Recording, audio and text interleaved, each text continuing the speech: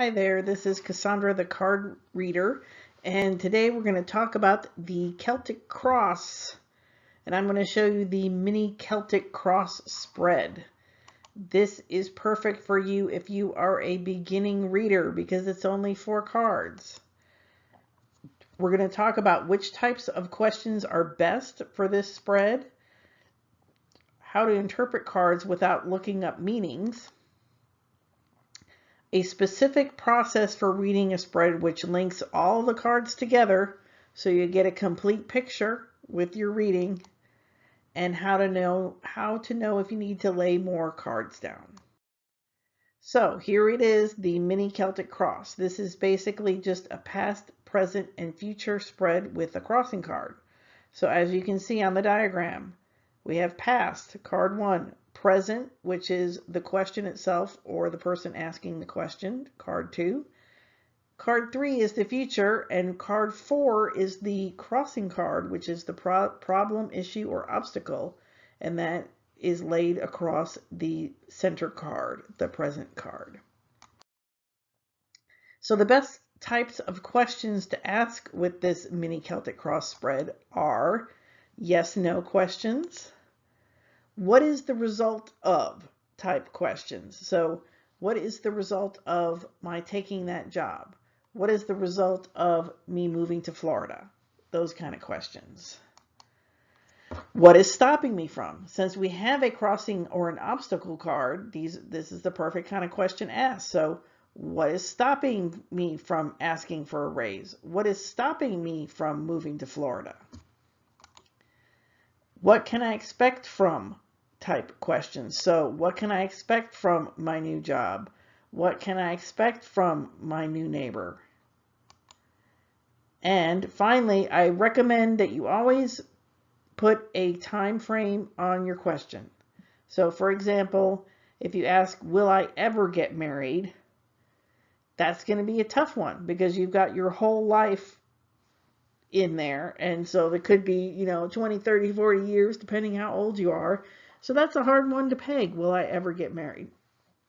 But if you say, will I get married in the next 3 months? Will I get married in the next 6 months? Will I get married this year? Then you're going to get a lot more clear answer from the cards on your question. So this is the procedure to lay out the spread. So the first thing you do is you write down your question.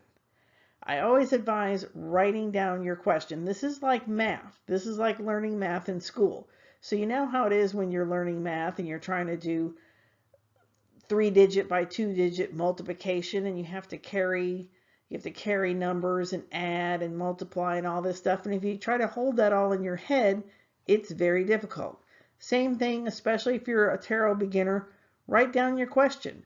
I'm even guilty of this. Like, I will ask a question in my head, I'll lay some cards, and then I'll kind of forget what I asked. And it's like, I don't completely forget what I asked, but it's like it's a nuance of the question. And it makes a difference in interpreting the cards. So you're just going to muddy the waters if you don't know exactly what you asked. So write it down. Then you shuffle the cards while you're asking the question out loud. So this is just a good practice to get focused. Shuffle the cards while you're asking the question. Do this even if you're the only one in the room. Just shuffle the cards, ask the question. Then you lay the 4 cards down as pictured in the diagram. Easy enough. Okay, so I did this for myself for my own personal question, which was, will I finish the Udemy course by the end of March? That was my question.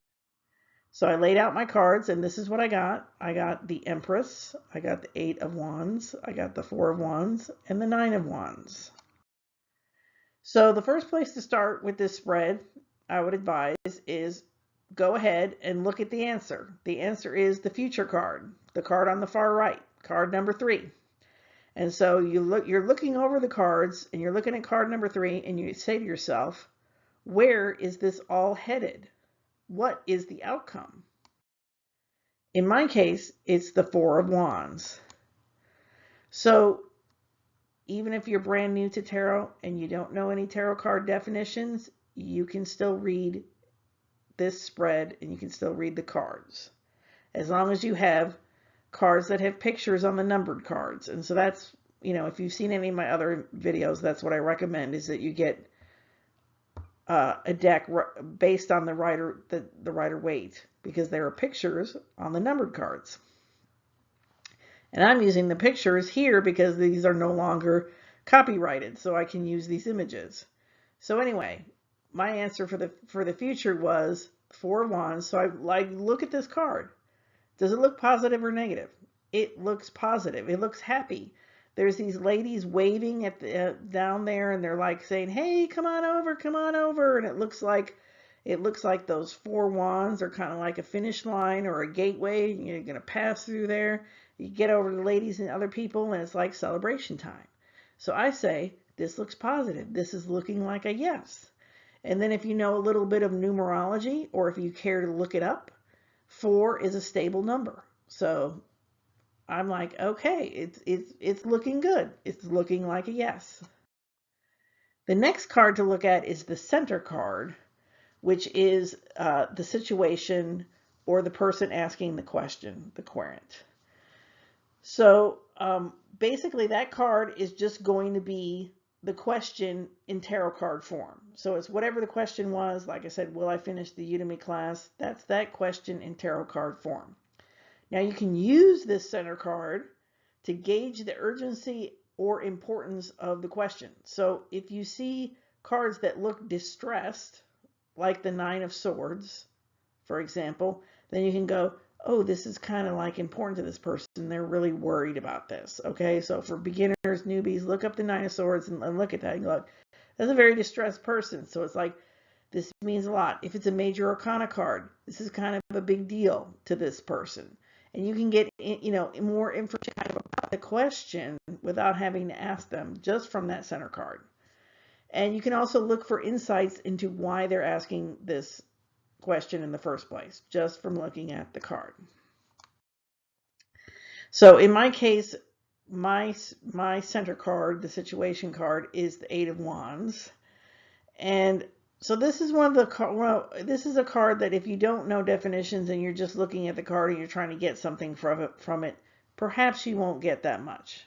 If you have a really active intuition, maybe, you might get more, but, I wouldn't be surprised if you look at this and you go, oh, there's just a bunch of sticks flying through the air. I'm not sure what to say about that.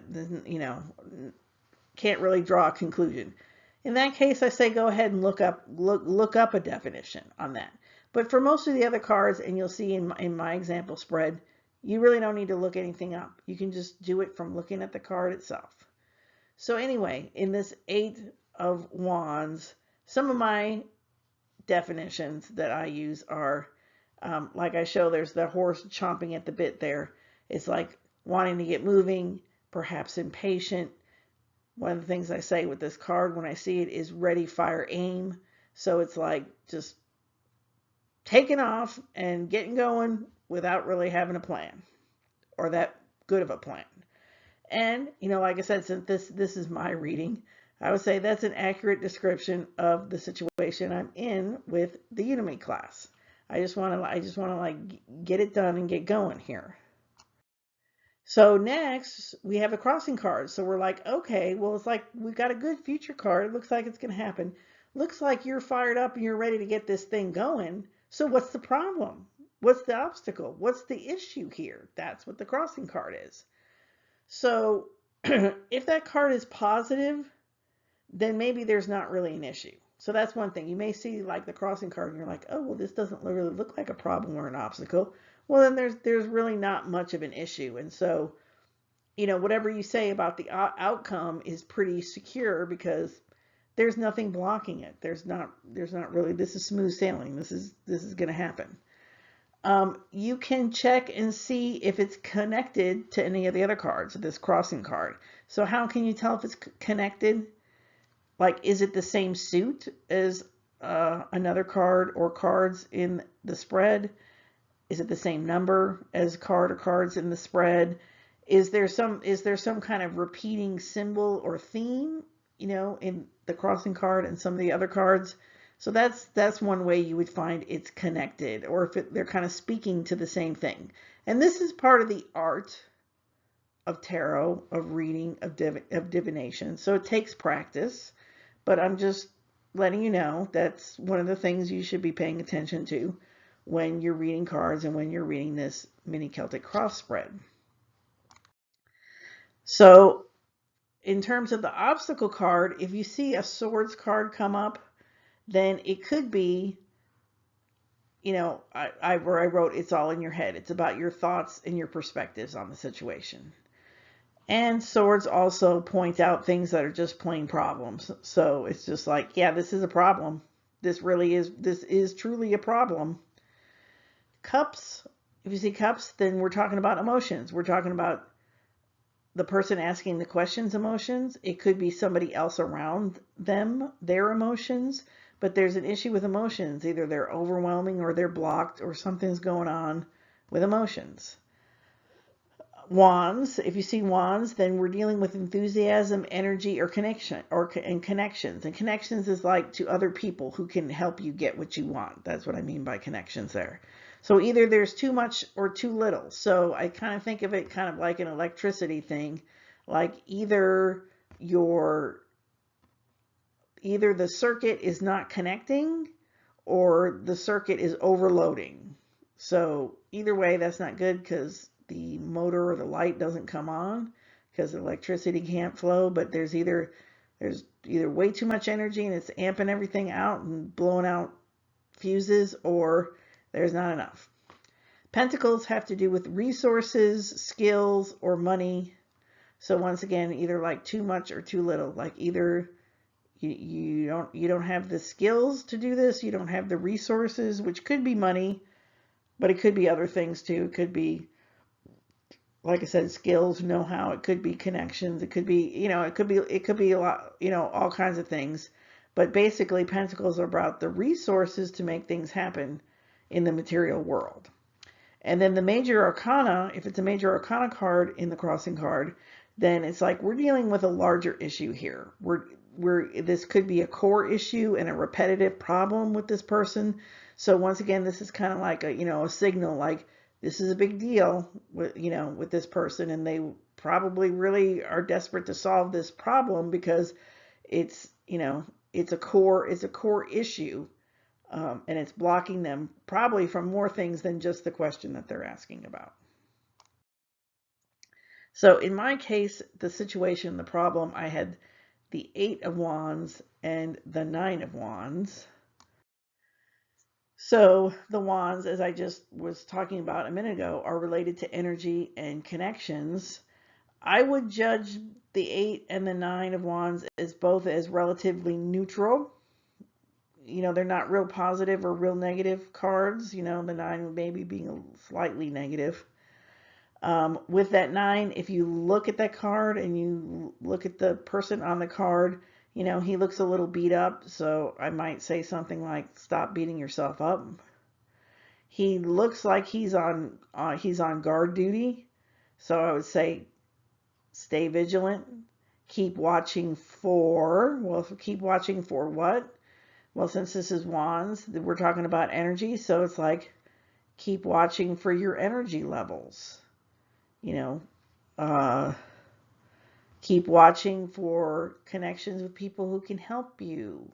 Something along those lines. And then once again, like I said, this is easy for me because I'm doing my own reading on myself and I understand the situation from my own perspective anyway. But I'm just demonstrating that you should be able to do this for yourself if you're reading for yourself by taking this process and doing this and going through and going, just looking at the card and going, gee, that guy looks beat up. Why is he so beat up? And what's going on? And asking yourself these questions, you'll come to these answers for yourself. And I challenge you to read for other people and do the same thing. Just look at the card and kind of talk about what's on the card and throw some stuff out there and see what happens. So the next step is we want to link all these cards together to one another and see the connections or the disconnections. So I'm just going to do an example with question 1 and 2, which are the past and the present card. So you want to know if the past is influencing the present at all, if that's going on. So you can look at cards 1 and 2. So looking back at my reading for cards 1 and 2, I have the Empress and I have the Eight of Wands. So the Empress has to do with creativity and creating things and giving birth to things and growing things. And so you can just sum up the Empress with creativity, and the Eight of Wands wants to get moving. So the creativity wants to get moving. And then just my little number, my number thing is 8 is about building stuff in the real world. So basically, yeah, in the past there's been lots of creativity, lots of ideas. And so now that's connected to the present because it's like, okay, let's get something done in the real world about this, and let's get moving on it. So at some point after you've looked over all these cards and made connections and stuff, you're going to need to judge this spread in this reading. And if you know anything about astrology and horary astrology, they talk about judging the chart all the time. And that's a much more analytical process than card reading is. However, you do need to do that. You do need to come to some type of conclusion and say something. So what you can do to do that is you can ask yourself, what's the best case scenario? What's the worst case scenario? So based on my reading, I would say the best case scenario is I will finish the course by the end of March because of that, the Four of Wands card. That's a good card. And then we have all the other, we have the center card with the Eight of Wands and the Nine of Wands. And I don't see the Nine of Wands as that big of a block. So the best case of scenario is, yes, finish the course. Will happen. The worst case scenario is, okay, maybe that Nine of Wands really is more of a block than I think it is. So I will be close to being finished by the end of March. And I say that because you can tell the Nine of Wands, that guy, he's on guard duty. He has not left guard duty yet. He hasn't gone back to the barracks. And on the Four of Wands card, it's like you can still see that finish line, which is like the Four of Wands standing up, but you haven't crossed it yet. So it's like that's the worst case scenario, is like I'm very close to the finish line, but I haven't crossed it yet. Best case scenario, I crossed it. But my final judgment is I will finish by the end of March. Okay, so you just gotta, you gotta call it one way or another and just be done with it. So another thing you can do to help yourself kind of I don't know, bring it all together, get a metaphor, get a handle on what's going on in these readings and these spreads, is to ask yourself, like, if this tarot card spread was a movie, what would the title of the movie be? Or if it was a headline in a newspaper, what would the headline in the newspaper be? And it's going to be easier on some readings more than others. Like some you'll just see it, you're like, oh, this reminds me of that movie totally. Like you'll totally see it, you know what I mean? And then other ones, it's not as obvious. But in my case, I said the headline is Cassandra completes the Unit class. So that's my headline.